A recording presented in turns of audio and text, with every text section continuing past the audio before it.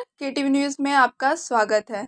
मैं हूं शिवालिका नागर और आइए एक नज़र डालते हैं शहर की प्रमुख सुर्खियों पर। मॉरिशस के पीएम ने बाबा श्री काशी विश्वनाथ के दरबार में लगाई हाजिरी, गंगा आरती में हुए शामिल।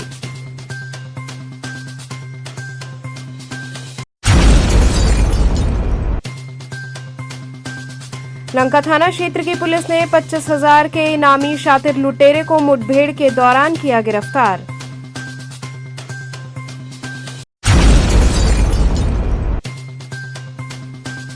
घुमंतू चोरी गिरोह के 2 सदस्यों को किया गया गिरफ्तार, जेवरात बरामद।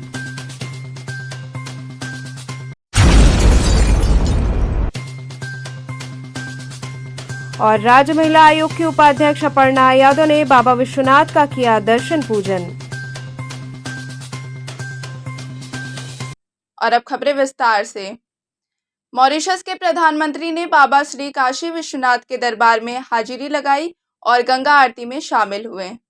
वाराणसी में मॉरिशस के प्रधानमंत्री नवीन चंद्र रामगुलाम का स्वागत ऐतिहासिक काशी विश्वनाथ मंदिर धाम में भव्य तरीके से किया गया।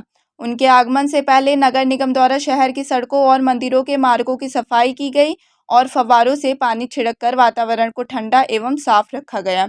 सुरक्षा व्यवस्था को लेकर commando DIG Shiv Hari Meena, commissioner Mohit Agarwal, जिला मजिस्ट्रेट सत्येंद्र कुमार सहित दर्जनों वरिष्ठ अधिकारी तैनात रहे। राज्यपाल आनंदीबेन भी कार्यक्रम में उपस्थित रहीं। प्रधानमंत्री की फ्लाइट सीधे काशी विश्वनाथ मंदिर धाम पहुंची। मंदिर में 5 ब्राह्मणों द्वारा रुद्राभिषेक कर पूजा अर्चना की गई और भव्य आरती का आयोजन किया गया। मंदिर प्रशासन ने प्रधानमंत्री को स्मृति चिन्ह भेंट कर सम्मानित किया। मॉरिशस से आए प्रतिनिधियों ने भी मंदिर में दर्शन और पूजन किया। उन्होंने मीडिया से बातचीत में भारत की संस्कृति और काशी की धार्मिक महत्वता पर अपने विचार साझा किए। स्थानीय लोगों और भक्तों ने भी उत्साहपूर्वक उनका स्वागत किया। वाराणसी की गलियों और घाटों में पूरे दिन उमंग का माहौल रहा और यह यात्रा दोनों देशों के बीच सांस्कृतिक एवं धार्मिक संबंधों को और मजबूत करने का प्रतीक बनी। इसी कड़ी में मॉरिशस के प्रधानमंत्री नवीन चंद्र रामगुलाम और उनकी पत्नी ने काशी की भव्य गंगा आरती का दर्शन किया। पूरे शहर में उनका स्वागत देखने के लिए भारी संख्या में लोग जुटे। रास्ते में 6 स्थानों पर सांस्कृतिक मंच सजाए गए थे, जहां कलाकारों ने झूला, मयूर और धोबिया नृत्य जैसी पारंपरिक कलाओं का मनोहारी प्रदर्शन किया। पूर्वांचल के प्रसिद्ध लोकगीत जैसे कजरी, बिरहा और चैती की मधुर धुनें गूंज रही थी, जिसने प्रधानमंत्री और उनकी पत्नी का मन मोह लिया। गंगा घाट पर मौजूद श्रद्धालुओं ने फूलों की बारिश करते हुए उनका स्वागत किया और उन्हें आशीर्वाद दिया।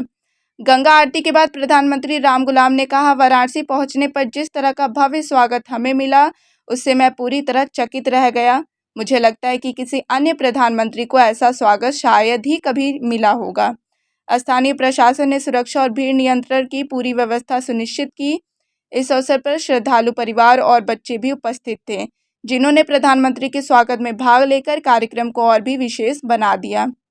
सांस्कृतिक कार्यक्रमों और लोकगीतों की मधुर धुनों ने वाराणसी की प्राचीन परंपराओं और सांस्कृतिक वैभव को पूरी तरह उजागर किया। इस दौरान मॉरिशस के प्रधानमंत्री ने घाट पर बैठकर श्रद्धालुओं के साथ संवाद किया और स्थानीय संस्कृति के महत्व को सराहा।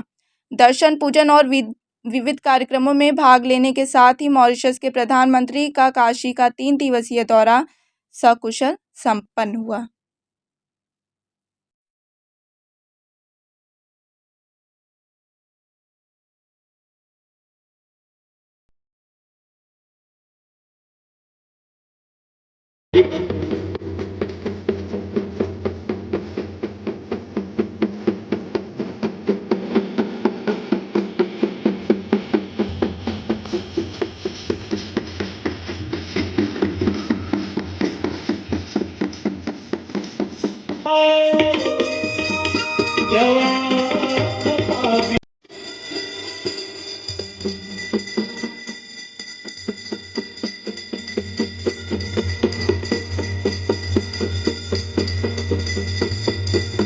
It's been a great journey.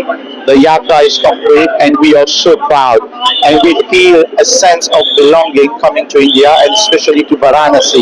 And we are so grateful to the Indian government, especially to Sri Narendra Modi ji, and to all the people of India. Thank you so much, everyone.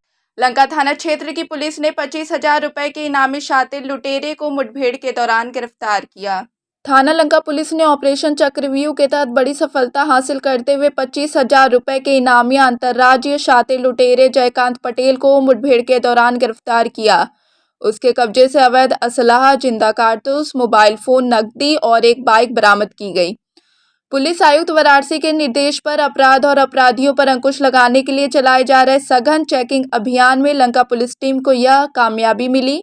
मुखबिर की सूचना पर police ने सौर करहैया के पास घेराबंदी की। इसी दौरान बदमाश ने पुलिस पर जानलेवा हमला किया। जवाबी कार्रवाई में उसे दबोच लिया गया।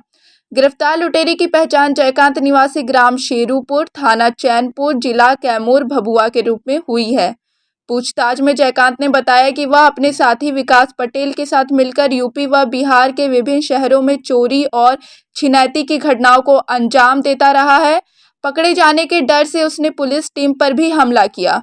उसने कहा कि वह शौकिया तौर पर देसी तमंचा रखता है। गिरफ्तार लुटेरे को पुलिस ने जेल भेजने की कार्रवाई शुरू कर दी है। दिनांक 11 सितंबर 2025 को जनपद वाराणसी में वीआईपी मूवमेंट के दृष्टिगत ऑपरेशन चक्रव्यूह के तहत चेकिंग करने के लिए निर्देशित किया गया था। इस दौरान पुलिस को थाना लंका को एक सूचना प्राप्त हुई थी। एक संदिग्ध व्यक्ति बिना नंबर प्लेट की गाड़ी यहाँ डाफी अंडरपास से गुजर रहा था और उस सूचना पर तत्काल इसको पकड़ने की कोशिश की और इस दौरान पुलिस के ऊपर इन्होंने फायर किया था। आत्मरक्षा हेतु पुलिस ने जवाबी फायरिंग की जिसमें इनके पैर में गोली लगी। ये प्रारंभिक पूछताछ में ये ज्ञात हुआ कि ये इसका नाम है जयकांत, जो मूल निवास जनपद भभुआ बिहार राज्य का रहने वाला है और पूर्व में भी कई सारा रॉबरी केसेस में लूट केस में ये जेल जा चुके हैं। कुल उत्तर प्रदेश में कुल 11 मुकदमे इसके ऑलरेडी रजिस्टर्ड है और साथ ही साथ ये भी ज्ञात हुआ कि बिहार में कुल 6 मुकदमा इसके विरुद्ध पंजीकृत हैं, थाना चैनपुर और कैमूर जनपद में। और उल्लेखनीय बात ये है कि ये इसका एक जो सहयोगी है विकास यादव, जो पूर्व में इसको भी गिरफ्तार करके जेल भेजा गया। इनका घटना करने का तरीका है कि लेट नाइट बिहार से निकलते हैं और वाराणसी पहुंच के 3, 4 और 5 के बीच में ये जो लोग पैदल जा रहे हैं उनके साथ चेन स्नैचिंग, मोबाइल स्नैचिंग और पर्स स्नैचिंग की घटना कारित करते हैं। ये उल्लेखनीय है कि थाना वाराणसी में विभिन्न जनपद वाराणसी में विभिन्न थाना क्षेत्र में इन्होंने घटना कारित की। थाना लंका, बेलूपुर, सिगरा और लक्सा थाना क्षेत्र में इन्होंने चेन स्नैचिंग और पर्स स्नैचिंग की घटना कारित की है। सर, आखिरी घटना कब इन्होंने अंजाम दिया, कुछ जानकारी है? ये आखिरी घटना है थाना लक्सा क्षेत्र में एक दक्षिण भारत का एक महिला का चेन स्नैचिंग की घटना कारित की और इसमें ये जो इसका सहयोगी है और ये पूर्व में इसका गिरफ्तार करके जेल भेजा जा चुके हैं और ये उल्लेखनीय बात ये है कि ये 25,000 रुपये का इनामी अभी है। तो सर, बरामदगी किया गया है? इसके कब्जे से एक 315 बोर का एक तमंचा कारतूस बरामद हुई है और 8,200 रुपये बरामद हुई है, जो विभिन्न। ये कहा जा सकता है कि भोर में जो दर्शन करने वाले श्रद्धालु होते हैं या फिर जो मॉर्निंग वॉकर होते हैं उनको ये निशाना बनाते थे, क्योंकि अक्सर वो अकेले जाया करते हैं। ये अधिकतर इन लोगों का जो मॉर्निंग वॉकिंग में जो जाने वाले हैं, ऐसे नहीं कि मंदिर एरिया के आसपास है, लेकिन ये जो बाकी एरिया में जो पैदल जाने वाले हैं उन लोगों का अधिकतर टारगेट करते हैं। और कुछ केसेस ऐसा है कि जो ऑटो में जा रहे व्यक्ति हैं उनके साथ भी जो चपटा मार के वो पर्सवर्स छीनते थे। तीर्थयात्रियों पैसेंजर ज़्यादा टारगेट कर रहे हैं। ये जो मॉर्निंग जो लोग एक्टिव हैं, वो मॉर्निंग वॉकिंग जाने वाले जो बुजुर्ग लोग हैं उनको अधिकतर टारगेट किया है। घटना के बाद ये तुरंत मतलब बिहार, ये घटना करने के बाद तुरंत बिहार की तरफ भाग जाते हैं, फिर उसके बाद 1 हफ्ता या 2 हफ्ते टाइम के बाद पुनः आ जाते थे। और इनका पूरा क्रिमिनल हिस्ट्री से ये पता चला कि ये आदतन क्रिमिनल है और इनके विरुद्ध गैंगस्टर एक्ट के तहत भी कार्रवाई सुनिश्चित की जाएगी। ये 2 ही लोग हैं या फिर और भी गैंग के सदस्य हैं? इसमें ये केवल दो लोग थे और ये इनके विरुद्ध गैंगस्टर एक्ट की कार्रवाई सुनिश्चित की जाएगी। पुलिस कैसे पहुंची? इनको लगातार ये सर्वेलेंस और ह्यूमन इंटेलिजेंस के माध्यम से इसके बारे में जानकारी होती, लेकिन कल ये ऑपरेशन चक्रव्यूह के तहत एक सूचना प्राप्त हुई थी, उस सूचना पे ये कार्रवाई हुई। वाराणसी पुलिस ने घुमंतू चोरी गिरोह के 2 सदस्यों को गिरफ्तार कर लाखों के जेवरात बरामद किए। वाराणसी में घुमंतू चोरी गिरोह के पर्दाफाश से इलाके में सुरक्षा की भावना मजबूत हुई है। पुलिस ने थाना कपसेठी की टीम के प्रयासों से गिरोह के 2 मुख्य सदस्यों को गिरफ्तार किया, जिन्होंने अलग अलग जनपदों में चोरी की कई घटनाओं को अंजाम दिया। ये गिरोह खास तौर पर रेलवे स्टेशन और फुटपाथ पर डेरा डालकर सक्रिय रहता था और चोरी के बाद अपने रिश्तेदारों के घर चोरी का सामान छुपा देता था, जिससे उनकी पहचान छिपी रहती थी।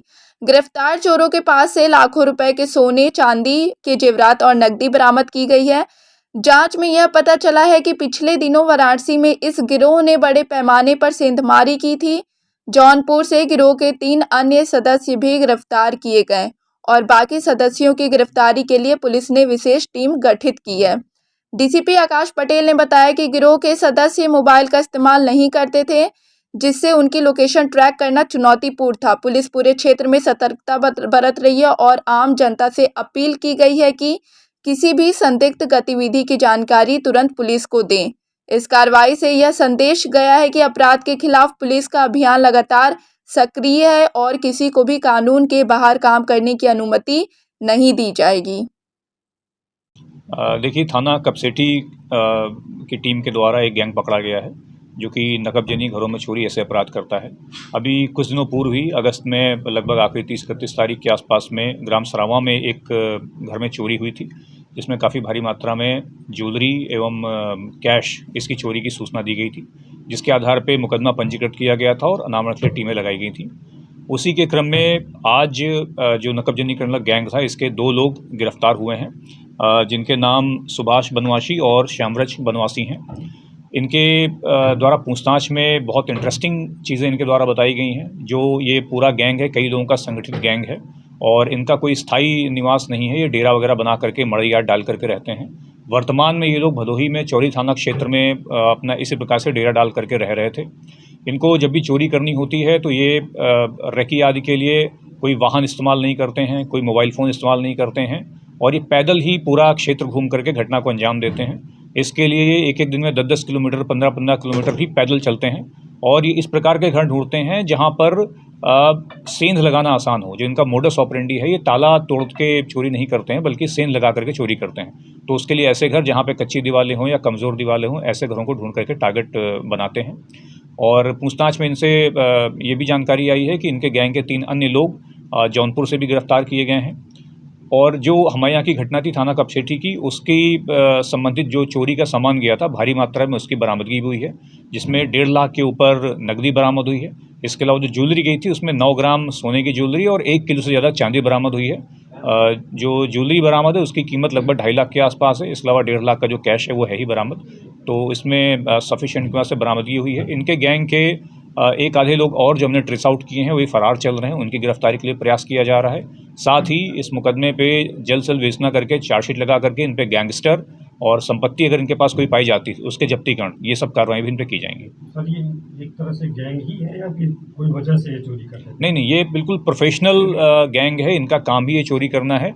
और जो हमारे यहाँ कपसेठी की चोरी हुई है उसमें उसी जगह पर लगभग 2-3 साल पहले एक भट्टा ईंट का जहाँ वो काम करते थे और ये जो घर है जहाँ पे चोरी की, उन्होंने तब से ही इनकी निगाह में था कि ये घर ऐसा है जहाँ पर हम चोरी कर सकते हैं। मौका इनको 3 साल बाद मिला इस घर में, लेकिन इनका मोडस ऑपरेंडी यही है कि जगह जगह पे अपना डेरा डालेंगे और चोरी के लिहाज से ही जगह बदलेंगे, रेकी करेंगे और जहाँ इनको मौका मिलेगा वहाँ चोरी करते हैं। ये चोरी कब हुई थी कपसेठी की? चोरी कपसेठी की है 29/30 की रात में हुई थी, अगस्त। राज्य महिला आयोग की उपाध्यक्ष अपर्णा यादव ने बाबा विश्वनाथ का विधि पूर्वक दर्शन पूजन किया। उत्तर प्रदेश सरकार की राज्य महिला आयोग की उपाध्यक्ष अपर्णा यादव ने बाबा विश्वनाथ मंदिर में विधि पूर्वक दर्शन और पूजा अर्चना की। उन्होंने मंदिर के मुख्य गर्भगृह में प्रवेश कर भगवान शिव का दर्शन किया और आरती में भाग लिया। दर्शन के बाद अपर्णा यादव बाबा काल भैरव के दरबार पहुंची, जहां उन्होंने हाजिरी लगाई और स्थानीय परंपरा के अनुसार भक्तों के साथ संवाद किया। मीडिया से बातचीत में उन्होंने प्रधानमंत्री नरेंद्र मोदी का अभिनंदन किया और कहा कि काशी की धार्मिक आस्था और संस्कृति से उन्हें गहरा जुड़ाव महसूस हुआ। अपर्णा यादव ने यह भी बताया कि ऐसे धार्मिक स्थल केवल आस्था का केंद्र नहीं है, बल्कि सामाजिक और सांस्कृतिक पहचान को भी मजबूत करते हैं। उन्होंने मंदिर प्रबंधन और स्थानीय प्रशासन की व्यवस्था की सराहना करते हुए कहा कि काशी की संस्कृति, मंदिरों की भव्यता और श्रद्धालुओं का उत्साह हर आगंतुक के लिए आत्मिक अनुभव प्रदान करता है। अपर्णा यादव ने कहा कि धार्मिक स्थलों पर आकर उन्हें मानसिक शांति, ऊर्जा और सकारात्मकता का अनुभव हुआ। उन्होंने भविष्य में काशी के अन्य धार्मिक स्थलों का भ्रमण करने और वहां के सामाजिक सांस्कृतिक कार्यक्रमों में भाग लेने की इच्छा भी जताई। अभी आज दर्शन करने आई है, क्या कहेंगे? सभी लोगों से मैं बस यही कहूँगी, महादेव का दर्शन करें। और काशी के लिए आदरणीय प्रधानमंत्री जी ने इतनी बड़ी बड़ी सौगातें दे रखी हैं। लगातार वो यहाँ से जो है चुनाव जीत करके जो है लोगों की जनमानस की समस्याएं भी हल करते जा रहे हैं। मैं समझती हूँ कि उनका बहुत बड़ा योगदान है और भगवान महादेव की हम सब पर अनुकंपा बनी रहे, इसीलिए मैंने पूजा की। दीदी, ओपी राजभर के बयानों पे क्या कहना चाहते हैं? इस तरीके की देखिए, बयान देने से अच्छी बात तो नहीं करी उन्होंने उस समय, पर जो है अब क्यों दिए, कैसे दिए, ये आपको उनसे पूछना चाहिए। नादश्री म्यूजिक अकादमी और नागरी प्रचारणी सभा द्वारा वार्षिक श्रृंखला लयोत्सव का आगाज हुआ। नादश्री म्यूजिक अकादमी और नागरी प्रचारणी सभा के संयुक्त तत्वाधान में आयोजित वार्षिक श्रृंखला लयोत्सव का 2 दिवसीय भव्य आगाज हुआ। अवनबद्ध वाद्यों पर केंद्रित इस संगीत महोत्सव को तबला सम्राट पंडित राम सहाय और पद्म विभूषण पंडित किशन महाराज को समर्पित किया गया। कार्यक्रम का औपचारिक उद्घाटन सभा के प्रधानमंत्री वेमेश शुक्ल ने किया। अपने स्वागत उद्बोधन में उन्होंने संगीत और साहित्य के गहरे संबंधों पर प्रकाश डालते हुए कहा कि शब्द और संगीत एक दूसरे के बिना अधूरे हैं। प्रथम प्रस्तुति में तबला वादक प्रशांत मिश्र ने झपताल में स्वतंत्र वादन कर गुरु परंपरा का परिचय कराया, जिनका संगत हारमोनियम पर आनंद किशोर मिश्र ने किया। इसके बाद मथुरा से आए पखावज वादक अंकित पारीख ने चारताल में पारंपरिक पखावज वादन कर श्रोताओं को मंत्र मुग्ध कर दिया। इस दौरान मोहित साहनी ने हारमोनियम पर संगत दी। अंतिम प्रस्तुति में काशी हिंदू विश्वविद्यालय के प्रोफेसर डॉक्टर प्रवीण उद्धव ने 3 ताल में तबला वादन कर सभा का वातावरण सुर और लय से भर दिया। इनके साथ संगत में मृणाल रंजन ने गायन और प्रेमचंद ने हारमोनियम पर सहयोग किया। कार्यक्रम में पद्मश्री डॉक्टर राजेश्वर आचार्य सहित कई प्रख्यात विद्वान और कलाकार उपस्थित रहे और आयोजन को आशीर्वाद प्रदान किया।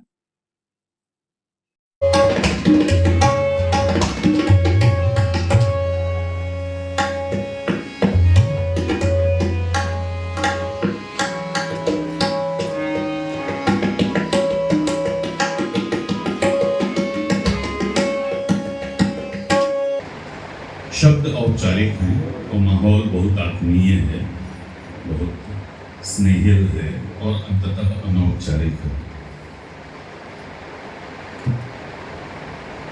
आप सबका स्वागत कैसे किया जाए? मेरे पास मेरा अपना विवेक है जो ये बताता है कि एक मुस्कुराहट भी पर्याप्त है। और कभी कभी ऐसा होता है कि आप अपने अस्तित्व का रेशा निकाल के रख दीजिए, वो भी कम पड़ जाता है। आज वैसा दिन नहीं है। आज का दिन एक बार फिर बनारस का, बनारस के नाद का, बनारस के घराने का, बनारस के तबले का और साथ साथ पखावज का दिन है। देव नारायण जो लयोत्सव करवा रहे हैं वो मेरे शिष्य भी हैं, मेरे भतीजे भी हैं, मेरे मित्र के लड़के हैं, तो मैं इसमें तो ये मेरा सम्मिलित रहना जरूरी है, क्योंकि संगीत सभा जैसे है वैसे ही हमारा लयोत्सव भी है जो देव नारायण करवा रहे हैं। ये 2 दिवसीय उत्सव मनाया जा रहा है, किस तरह का ये 2 दिवसीय कार्यक्रम है? ये हम लोगों का ये आइडिया है और हम लोगों ने तय किया, देव का विशेष ध्येय है कि सिर्फ तबले का पखावज का ही कार्यक्रम हो। इसमें अभी तक तो 3 साल से यही आयोजन हम लोग कर रहे हैं और हम सम्मिलित रहते हैं और देव का बहुत बढ़िया प्रयास है और हम लोगों का पूरा आशीर्वाद सहयोग है। क्या संदेश दे रहे इस कार्यक्रम के माध्यम से? क्या संदेश देने का प्रयास हो रहा है इस कार्यक्रम के कि बनारस का तबला अभी खत्म नहीं हुआ है और तबले का अंत नहीं है। तबले में अपने आप में तबला में पूरा संगीत छिपा हुआ है। नाद ही ब्रह्म है, ये मेरे पिताजी किशन महाराज जी का कहना था। वो तबले के ऊपर ही था। तबला ही सब संगीत का श्रेय तबले को ही जाता है। बिना तबले के पखावज के कोई संगीत गायन वादन नर्तन पूरा नहीं होता। ख्यातिनाम छाया चित्रकार दीपक दर्जी और धर्मेश पारे की छायाचित्र प्रदर्शनी का आयोजन किया गया। वाराणसी में Kritika foundation and the art gallery के खंड अ और खंड ब में गुजरात ललित कला अकादमी के सौजन्य से दो ख्यातिनाम छाया चित्रकारों दीपक दर्जी और धर्मेश पारे की एकल चित्र प्रदर्शनी क्रमशः ट्राइबल फेयर और हल्दी का भव्य उद्घाटन किया गया। समारोह में बीएलडब्ल्यू के महिला कल्याण संगठन की सदस्य प्रियंका प्रवीण, काशी हिंदू विश्वविद्यालय के दृश्य कला संकाय प्रमुख प्रोफेसर उत्तमा दीक्षित, वरिष्ठ फोटोग्राफर सुरेश खैरे, संगीत विशेषज्ञ एवं प्रख्यात गीतकार चंद्रशेखर गोस्वामी, वरिष्ठ चित्रकार राणा शेरू सिंह एवं कला समीक्षक डॉक्टर शशिकांत नाग ने सम्मिलित रूप से दीप प्रज्वलित कर प्रदर्शनी का शुभारंभ किया।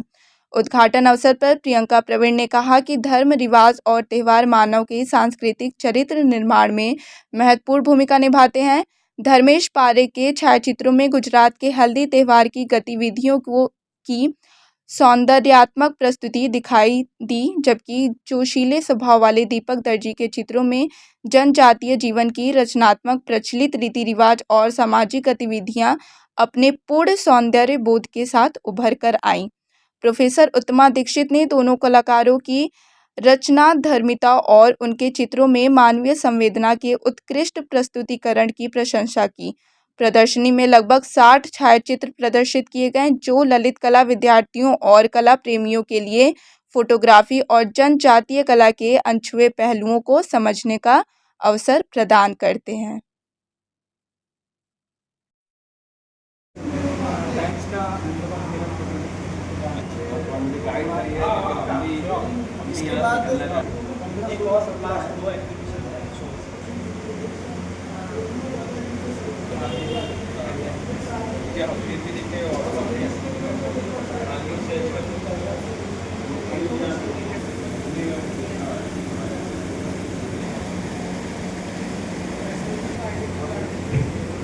ये प्रदर्शनी 3 दिवसीय है और Kritika foundation and the art gallery में 2 खंडों में हमारे दीपक दर्जी साहब और धर्मेश पारिक जी की कृतियों की प्रदर्शनी है, जो बड़ौदा से चल करके खासतौर से बड़ौदा गुजरात स्टेट ललित कला अकेडमी के सौजन्य से यहाँ पे आए हैं और यहाँ पे अपने छायाचित्रों की प्रदर्शनी कर रहे हैं। जो आपकी प्रदर्शनी लगी इसमें क्या क्या है दोनों?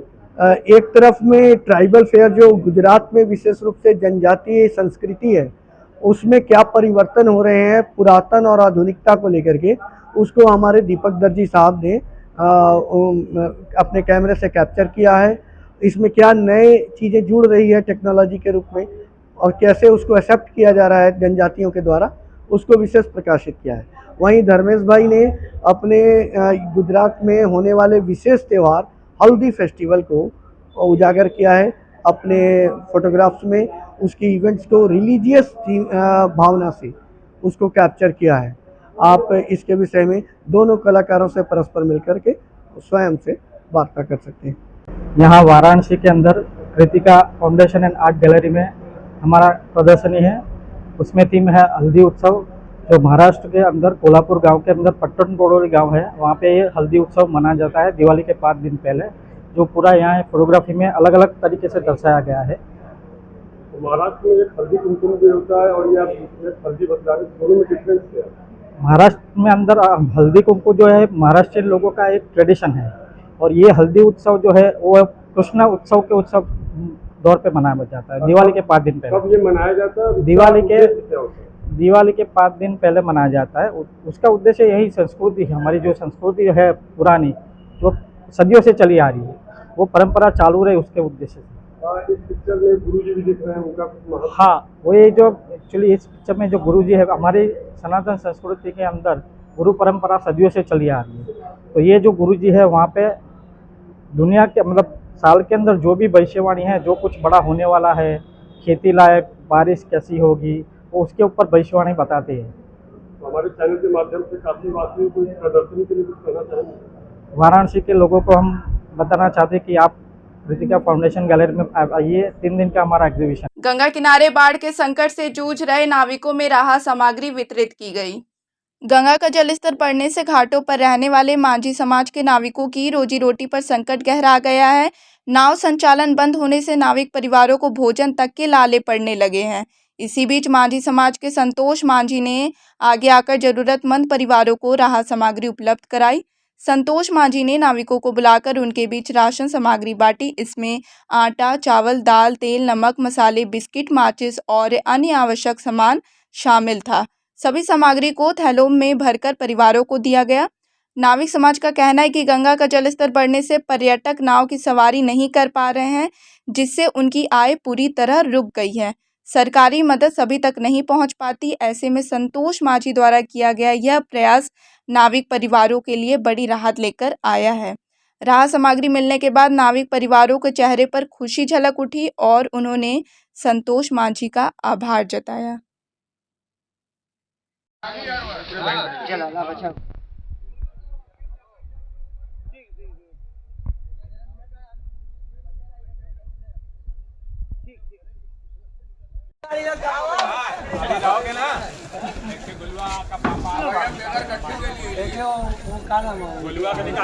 तो चलते चलते पुनः एक नजर डालते हैं शहर की प्रमुख सुर्खियों पर। मॉरिशस के पीएम ने बाबा श्री काशी विश्वनाथ के दरबार में लगाई हाजिरी, गंगा आरती में हुए शामिल।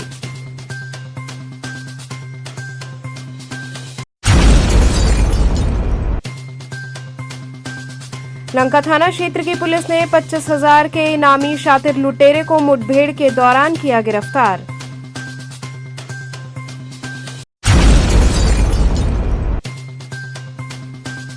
घुमंतू चोरी गिरोह के 2 सदस्यों को किया गया गिरफ्तार, जेवरात बरामद।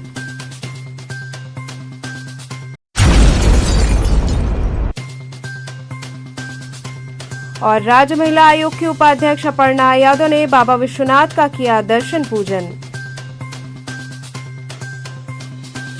तो ये थे आज के समाचार। कल फिर होगी आपसे मुलाकात, तब तक के लिए नमस्कार।